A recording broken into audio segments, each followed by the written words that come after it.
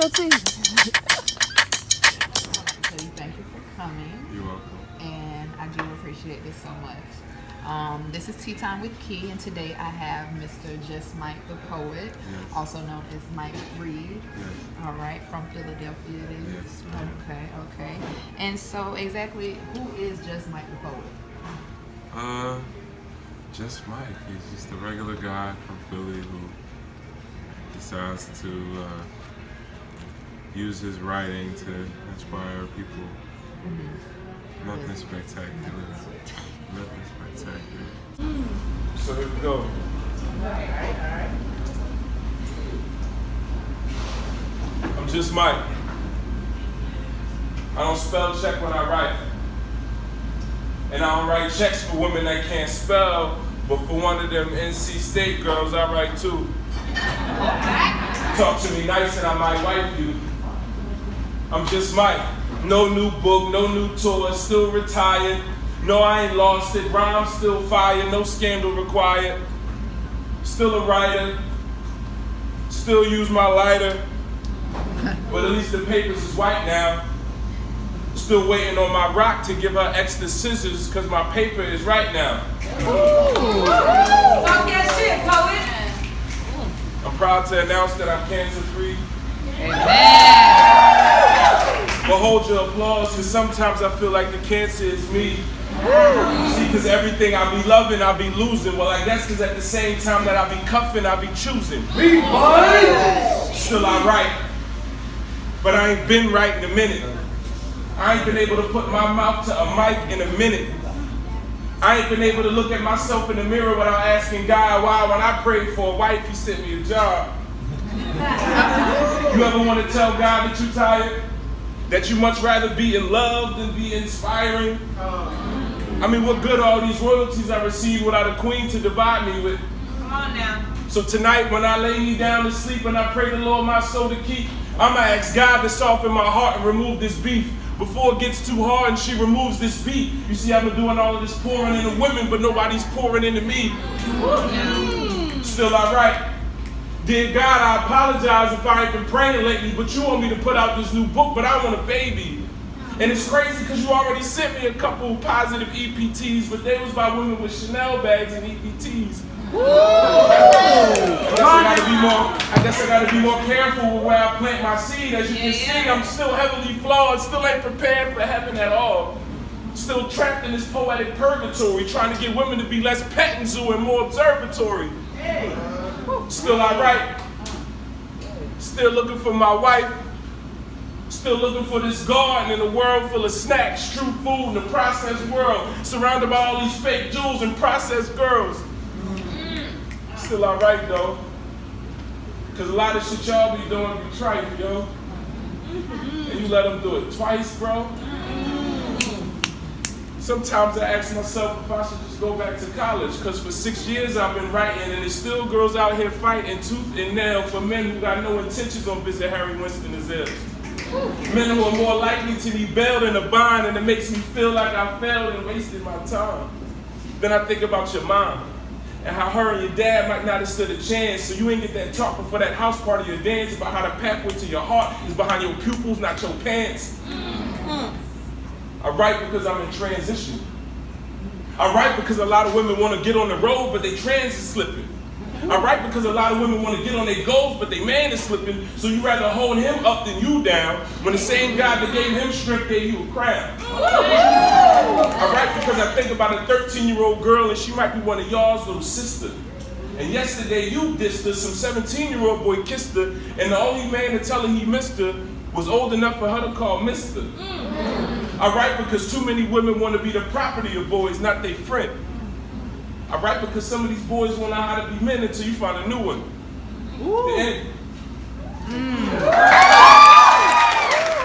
I know for myself personally, I just got up on like some of your work probably about a year ago. Okay. And I don't even really know how I even came across your page. I think somebody had just posted something or type of deal, and I just fell in love with some of your work that I see you post. And also, were you doing any poetry shows before you actually like really started your touring? No, I mean, the first couple of shows I did were like local things in Philly, but like with the way social media kind of exploded a little bit, it was always, as soon as I started doing shows in Philly, people were like, yo, come to this place. So it kind of blew up in that sort of way. Okay. And how did you come up with the No More Boyfriends?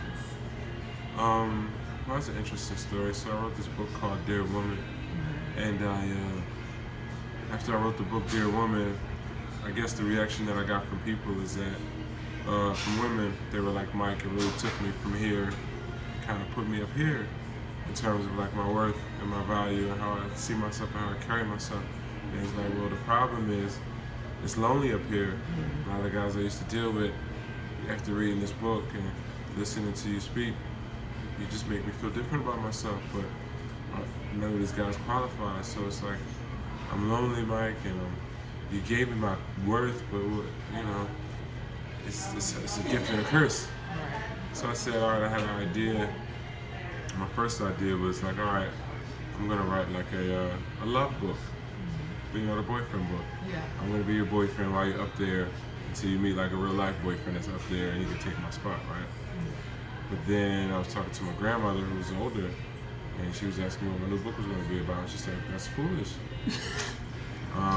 She was basically saying how, you know, like boyfriends didn't exist. Yeah. And, you know, marriage was higher back then, and, you know, men were more committed, you know, less children out of wedlock, that sort of thing. And it's like, you know, I did my little research, and it's like, you're right. You know, that makes sense. So I was like, all right, well, I'm gonna I like that whole boyfriend book idea, but instead of it being love notes, it'll just be like No More Boyfriends. No More Boyfriends. And that's where. Okay, all right. Since you do have the No More Boyfriend slogan, excuse me, do you have anything for the male as far as like no more girlfriends that's on their search for looking for the right woman? I really don't see myself as like a spokesperson for men. You know, a lot of people, a lot of guys are like, Mike, your stuff is so one-sided. I'm like, that's fine. You can be the other side if you want. You can talk to the brothers if you want to. I feel like a lot of guys appreciate what I do because, you know, it's their sisters, it's their daughters, it's their mothers, it's, you know, their friends, right? The only guys that really have a problem with what I do are the guys who I'm kind of taking their women away from them in a good way. But that's just really not my thing. Maybe it's because I'm a guy and you know, I feel like it would just be a lot harder of a thing for me to kind of project what, you know, their responsibilities onto them. So I kind of give it to women. I'm like, hey, you should do this because, you know, guys deal with you more than they deal with me. So maybe like that domino effect. Okay. I see what you're saying. And from some of the research I did, I saw that you had something concerning about a movie and an album. Yes. So, you know, the way social media is, and then the way like the internet is, and there's a lot of ways to doing things that you know, 10 years ago, 15 years ago would have been impossible. You know. So it was like, all right, if I put in all the effort to actually make a movie, how could I make my money back? Like, how could it be an investment? You know, before people would just write out scripts and then try to pass them off to people and maybe get somebody to buy it, or you would, you know, shoot a movie and then you would pray that, you know, some, you know, media company would like the movie and either buy it from you or want to recreate it or whatever. But now with the way like the direct-to-consumer market is, and then the power of social media, it makes sense for me now. So it was like, you know, if I did a movie, I could sell it for $1 as a digital download, and if it cost me $10,000, $15,000, I think that I'll be able to, like, you know, recoup that in terms of like social influence. And then look at, like, you know, before you had to be like, you know, a major motion picture company to get your movies played at movie theaters. But since, you know, people are cutting cords and, you know, having, you know, movies at home, you know, movie theaters aren't getting as much traffic. So you know what they're doing? You know, they're doing everything from poetry shows to live events together. They got all these, you know, I know Regal is definitely a leader in that, to where, hey, you want to have a book signing? Do it at a movie theater. You want to have a poetry show? Do it at a movie theater. They're just trying to drive traffic into their building. So it's like, you know what? You know, I had a friend of mine named Chop Mosley who rented out a movie theater in Philly for his, he has a series called Trap, really dope. But he was like, yeah, I just rented out one of the screens, and they'll love to do it because, you know, besides like a new Tyler Perry, Chris Hart movie first weekend, you're not getting a sold out movie theater, you know? So, like, you know, things like that are which actually make the idea of having the movie possible. So that's what that was about. And then, you know, in terms of spoken word and poetry, an album was always something I wanted to do, but it was like, how would it make sense? And because I was doing songwriting before, I kind of got into that, like the Grammy Academy network. So they have like the big Grammy Academy in Los Angeles, but they have like satellite, offices and chapters in each city. And once I got affiliated with the Philadelphia chapter, met some really dope people, and they were talking about how they're kind of recategorizing the spoken word section, which used to be like, you could be everything from comedies who do audiobooks to presidents.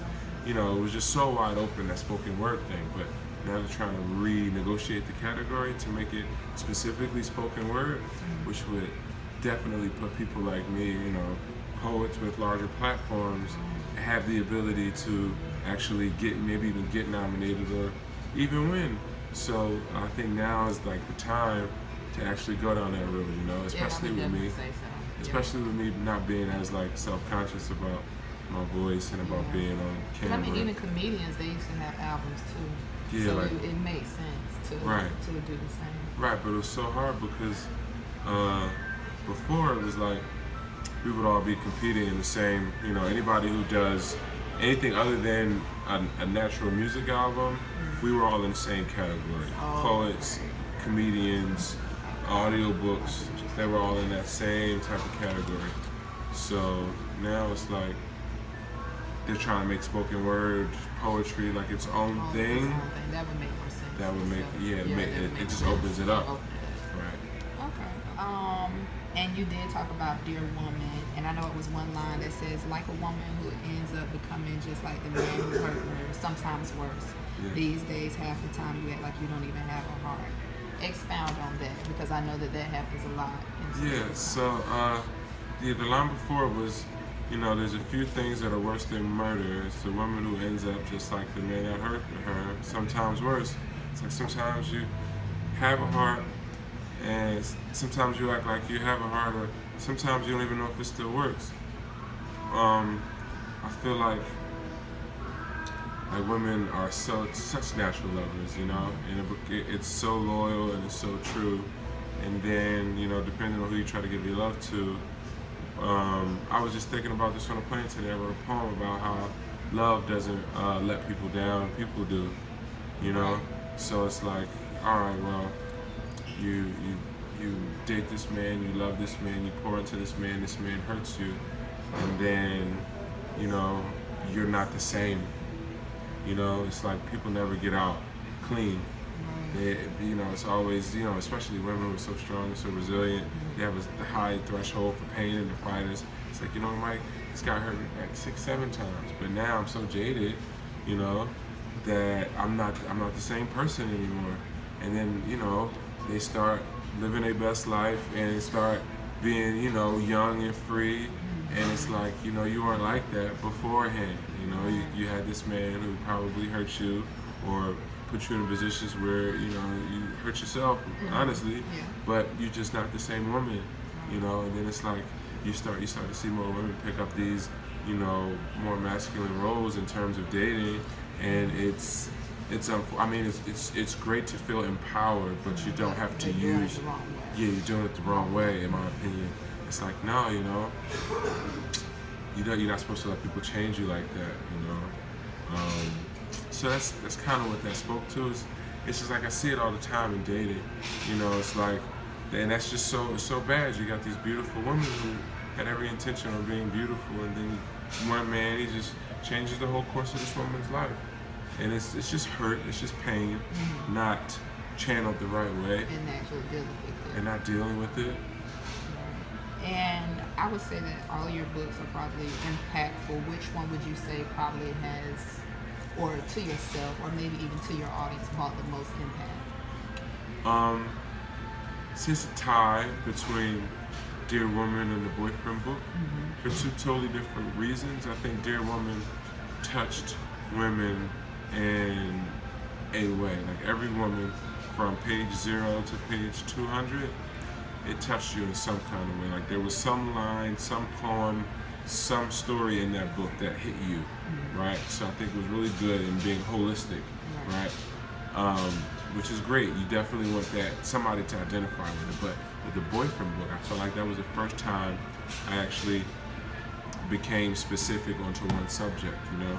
My other 3 previous books, like Just Words 2, and Dear Woman, they were so wide. I was talking about everything from domestic violence to, you know, going back to college to, you know what I mean? It was just so, you know, colorful. But then I was like, you know what?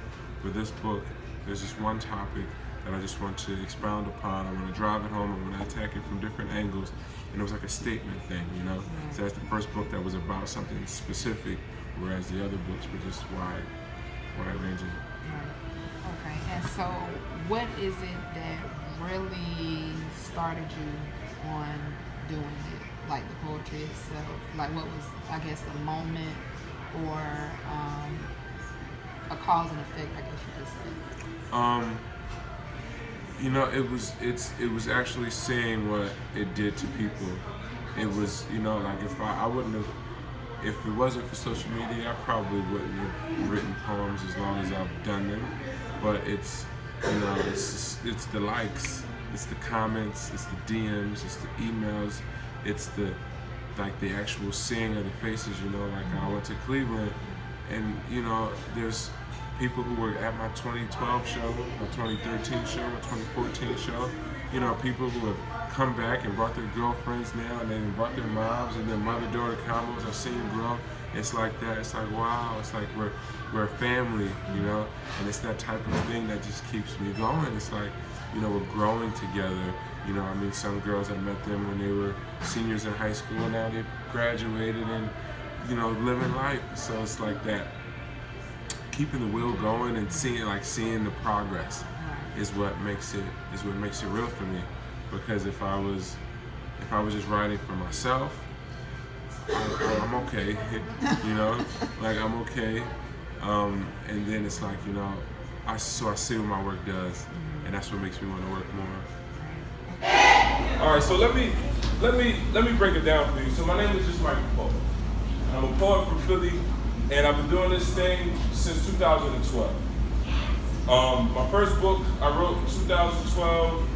I met a girl, broke my shit into pieces. One night I went home, I took 30 Tylenol PM trying to check myself. I was gonna propose to her on August the 11th, but she broke up with me on August the 10th. I had the ring, I had the spot, shit fucked me up. I went on to wake up in a hospital, nurse gave me a journal turned into poems turned into Instagram turned into books turned into tours. So as I stand before you today, I'm 250,000 books sold, 107. Together with me and Vision, this is our 177th performance. I also started a publishing company. I published 77 other authors. I'm the only black operated 100% royalty-free publishing company.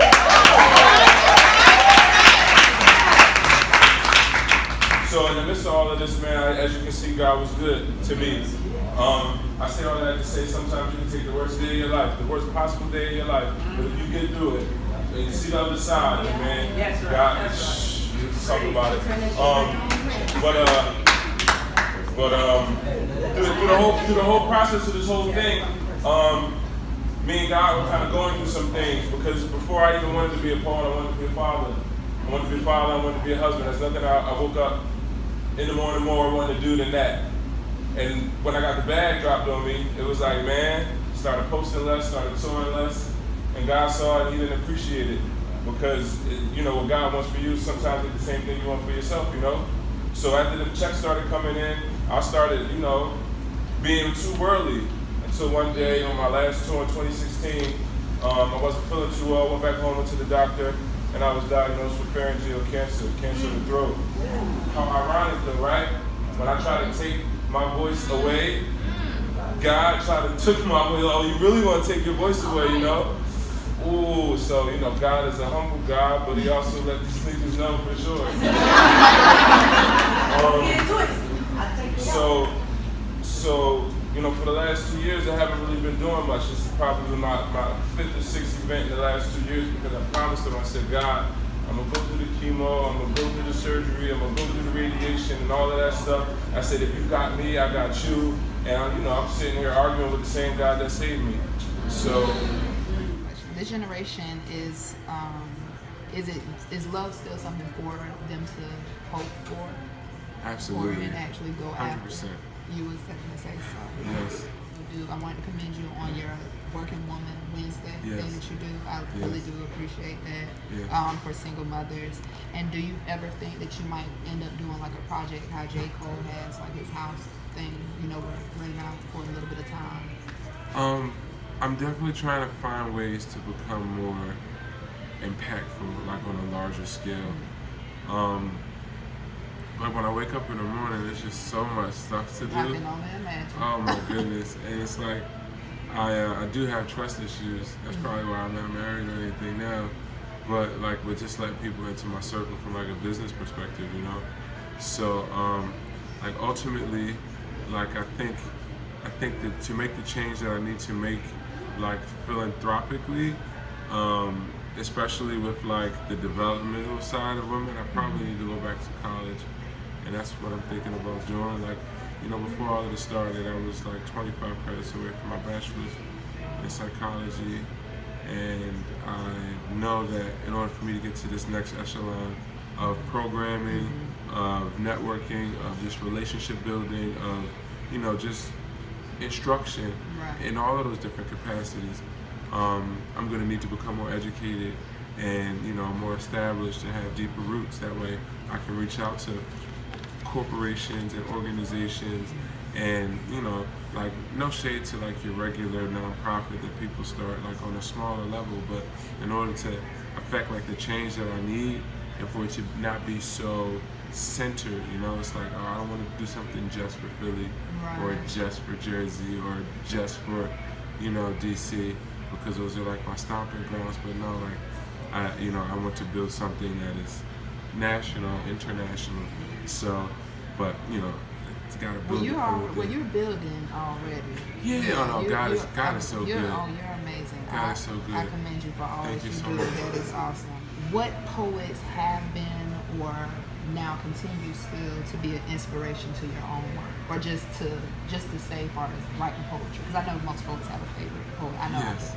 Yes. Well, you know, I'm still kind of getting into the greats. You know, I'm still kind of getting into my Langston Hughes. This one lady, she brought me an anthology of every Langston Hughes poem that I ever wrote, and that was like one of the. And she was just a random girl at a show who just brought it for me. She was like, you know.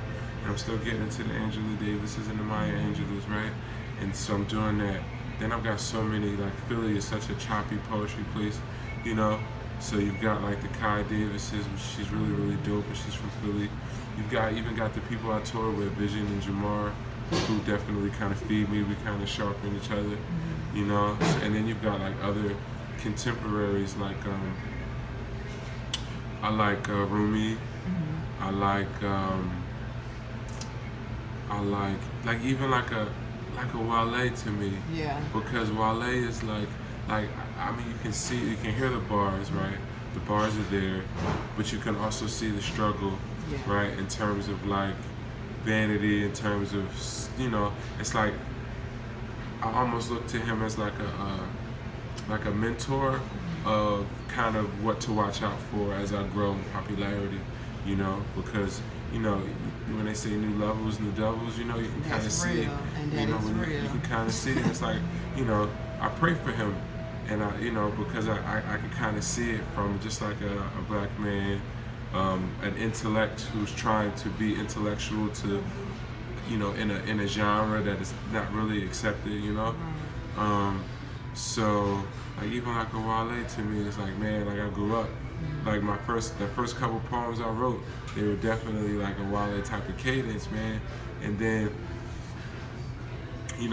growing as a poet, I kind of found my own voice. But he was like, yo, he was like always like there for me. Like he was like in terms of like, I'm still hood, I'm still from the streets, right? But I got a message that's not really streety, So that was, but who else?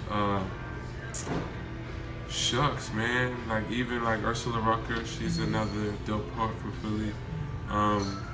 Yeah, man. I mean, it's just so many. But like, that's the good thing about poets. It's probably like musicians too. Yeah, it's like you really just get fed from anywhere. I could be on YouTube, and I could pull up just some random people like like You Speaks, all of those kid poets that do like Brave New Voices. Man, it's just like sometimes it's not really the poet. It's the poem. Yeah, it's the poem. It's still gonna be the poem, and even just how the style of them doing it. Yeah, with the spoken concept. word, the Yes. concept, and Yes. I love the different assemblies and different things and metaphors. Yes. It's great stuff. I love poetry. I started writing when I was in 6th grade myself, so I've been writing ever since. And actually, talking about writing styles, do you have a particular style or technique on how you write your poems, or like do you? Well, I used to rap before I was a poet. So it's really rhymey and also really punchliney because, Philly was one of those gritty, grimy battle rap punchline kind of things. So you can kind of see it bleed over into my poetry. But it's also like I don't, like you've got like spoken word poetry and then you've got like slam poetry, right? So slam poetry is more of like that. It's like the suit and tie kind of poems, they're graded for cadence, they're graded for vernacular, they're graded for, just like the overall presentation of the writing. It's for competition. Yeah. So everything changes, but then you've got like spoken word poets who's more like an MC kind of thing, and that's really where I think I make my bones at because. Like I don't write for other poets, I never did. Some poets, no shade to them, but that's the school that like they write because they know they're gonna get on stage and they're gonna be graded on everything. I write because I have a message in my heart that I want to get out, and or somebody needs to receive that. So that's how I write it. And then when I take it back to like my roots of just having a cut, trying to keep people's attention spans, just being on stage like entertaining. It's like it is. You gotta hit it. You gotta keep it. You gotta keep it high. Yes. You gotta keep it high. Others get it on their feet. I guess it all depends on if you want to be the one doing the keeping or the keep. Some is cool with being number 2 as long as they're getting some hush money, but what's funny is that no matter how much money, you never really get what you want from them. Because either you're getting paid to come or you're getting paid to leave. Nowadays, the nuns ain't the only ones making a living on their knees. Then you expect the good guy to take you off the market after all the bad guy had to do was take you to the backseat of his car and park it. And you gave him the ride of his life. No comment. Then you went home and slept like a baby, no problem. Might make a lot of sense, but uncommon. Imagine if after you were done coming, you had to come back home and tell your mama. Bring back our girls. Take these stops. Bring back our women who know what to do in the kitchen and take these women who get on their knees for a living, can suck a beach ball through a straw but can't clean pots. Bring back Florida Evans, Claire Huxtable, Ann Viv, and Gina, and take these women who get wetter than Hurricane Katrina for a nigga with some FEMA. Bring back our girls, the ones that make love for love, not money. The ones that wouldn't trade disrespect and neglect for a check. Such dummies. Girl gets bodied by boy, same night she meets him at party, but still gets mad when he goes on run. Well, you used to make him give you the world before you even let him come over your house. Now you let him come all over your mouth, same mouth you be using when you be kissing his son. These little girls open their legs when the wind blows. I'm like, where the hell's Laura Winslow? Girls be like, Mike, I don't know if he got kids, but he got a Benz though. Girls be just as hype as B, screaming, we be all night. But remember, B got her own money, so if Jay leaves, she be all right. Well, they be like, you ain't got the answers, Mike. Well, at least I'm asking some of the questions, like why do some of these girls know how to give good head, but don't like thinking? How they get all drunk in love with men that don't like drinking? Then they get mad when they're the only ones with a hangover. This one girl had a case of the cons. Letting men come in and out of her life as they please as long as they come with gifts when they come over. She used to just want to be the 5th member of Destiny's Child. Now she got a child named Destiny by a man who won't come see his daughter, and she promised to make him come too. Some soldier. To all my single ladies, stay single as long as possible, because it's possible that the reason why you ain't got that much luck in relationships is because you got permanent expectations with these niggas that treat you like you're optional. No more boyfriends. When a man wants you all to himself, he's gonna have to call you and tell you to pack all of your stuff. Because his house ain't gonna be home without you, and what better way to prove that he's about you than putting a ring on it? You see, these women get wives by the dozens but never be able to call these men their husbands because they be too busy. Getting put in enough circles to make them dizzy but never passing out. Putting in the work but never cashing out. Until the day he gets down on one knee, everything you do for him is for free. So keep your receipts, keep them in your kitchen and out of your sheets. No more boyfriends, because some women are forgetting their worth. The best years of their life is somebody who hasn't signed up for the worst. When they ask me why I'm single, I tell them there's a woman, beautiful, from Calcaneus to Crown. Amazing smile, nice brows, cute feet. But right now, her and me don't even speak. And she got a boyfriend. But she also ain't been happy in months. She tells me all the time that if it wasn't for her son, we could be something. So she's got a boyfriend and I got a bunch of questions. Like, does she get as good as she gives? Like, is she with him because he's the man of her dreams or just the father of her kids? Like, is she more loyal to the man or to the title? Or how many circles he gonna have you go through before he wipes you? It's Adam's revenge for the apple that gave Eve the upper hand. Since when did the turn up stop for one man? I'll wait. No more boyfriends. Thank you. Do you think in order to be a poet or a writer, do you believe that one must have had some type of trauma or madness to really, I guess, reach the people, like with actually successful pieces that are, heartfelt? I don't think so. But I do think that for somebody who has experienced trauma, that should be their first recourse for trying to heal that trauma is to write. But no, I know so many happy poets, right? Who, their trauma is just the plight of their friends. It's not a personal thing. It's like, man, my girlfriends are just acting ridiculous. Or I see so many young girls out, in the street. Like, how, back in the day, if you were on the block or in the neighborhood, like all of the grown people were your parents, right? Yeah. And it's like, it's like I gotta watch out for my mama. I gotta watch out for everybody on this block because if they gonna be my mama today if they need to, So it's like that sort of thing, and it kind of bleeds over into poetry sometimes because you've got these people who they don't want to be a voice for themselves. They want to be a voice for the people that they see. It's like, you know what? I can't, run down all of these little girls. So it's a sense of storytelling. Right, it's a sense of storytelling. Right. So, but back to your initial question, I don't think it's necessary, but I do think that it's definitely a resource you could use if you experience trauma, because I know that's where I was, and my first couple poems were just trying to heal, because you can't heal others until you heal yourself. Until you heal yourself, and that is beautiful. I always try to remember that too. Beautiful to come to the city one time and see so much love and support and such a great vibe. So thank you to y'all.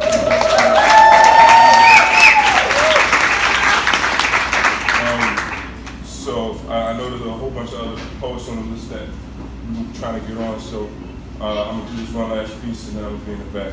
We can do whatever.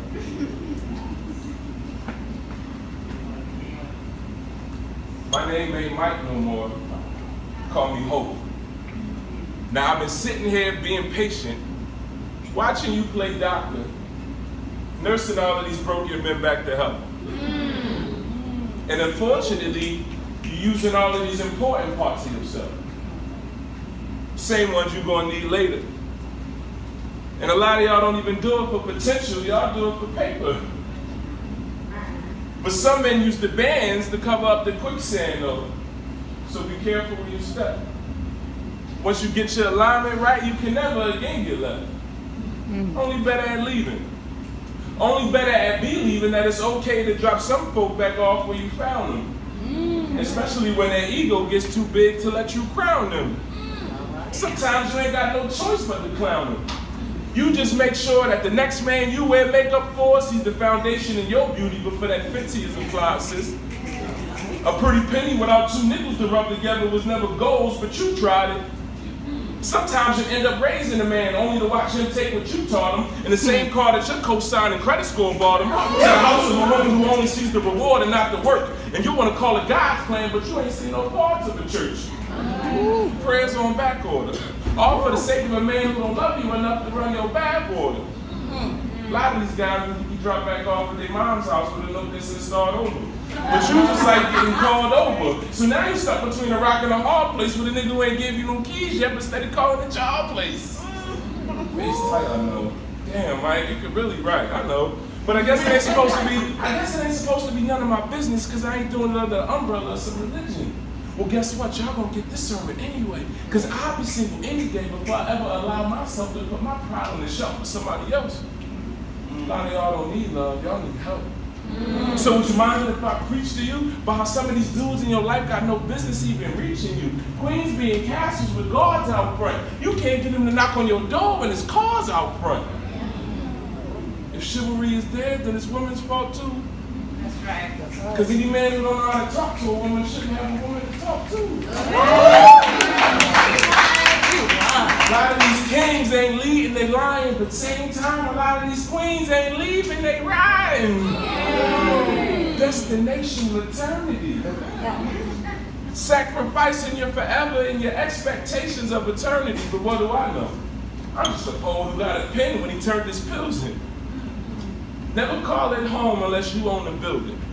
Never be afraid to go through his phone if you own the billing. Dear woman, when y'all gonna stop giving children to children? When y'all gonna stop sacrificing your womb for men who would rather jump y'all bones and not y'all brooms? But I get it. Sometimes you want it more than they do. And sometimes you don't make it out before they play you. But always remain grateful that nobody ever left with more than they came with, because then you got real problems. Left his sneakers, took your soul, now you got heel problems.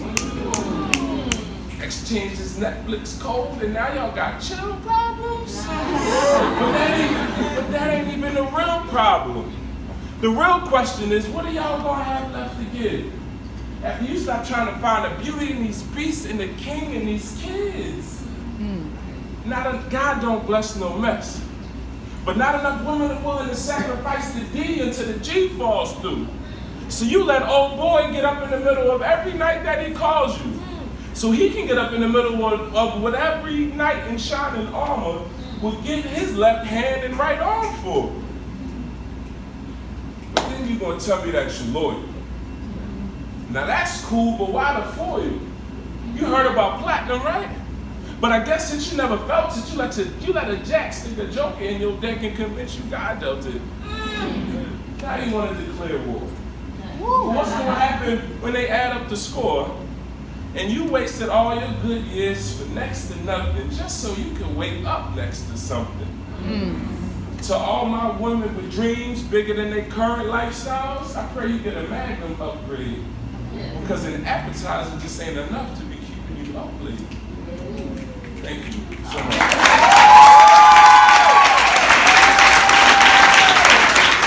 Where else will you be going on tour? All right, so for the rest of the month, I have Atlanta and Miami on the 27th and 28th. And then in November, I have London. And then from London, I'm doing Myrtle Beach. Then from Myrtle Beach, I'm going out west to San Bernardino.